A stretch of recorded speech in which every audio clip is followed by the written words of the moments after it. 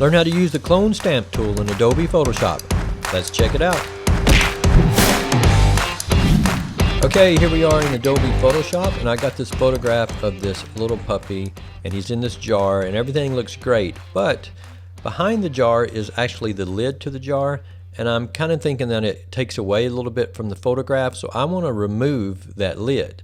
So we're going to use the clone stamp tool in order to do that.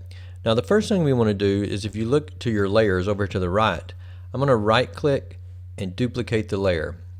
It's a good idea to get in a habit of always duplicating that. That way your original image is never destroyed or messed up. It's there. If I want to go back to it, that's my original image. I am going to work with the copy.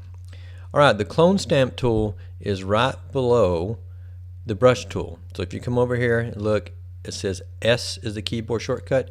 You click on that, and now you have the clone stamp tool activated. Now basically what it does is it lets you sample pixels of one part of the photograph, and then you paint those pixels onto another part.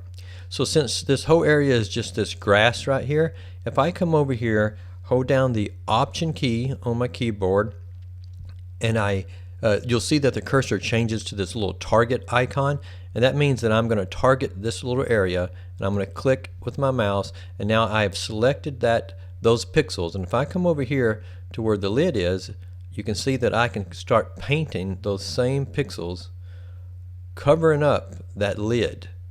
Alright?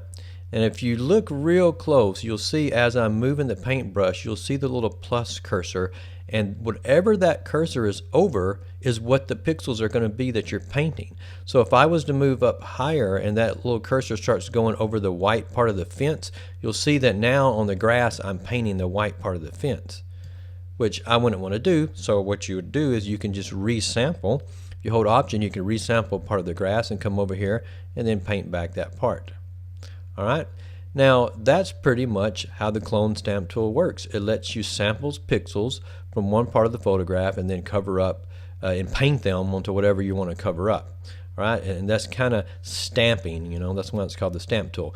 Now you would want to zoom in and get real close to the edges in order to do a good job. You might want to lower the size of your brush. And remember, the keyboard shortcut is the bracket, left and right. So if I use the left bracket, I can lower the size of my brush tip in order to come over here and do the detailed work next to the jar.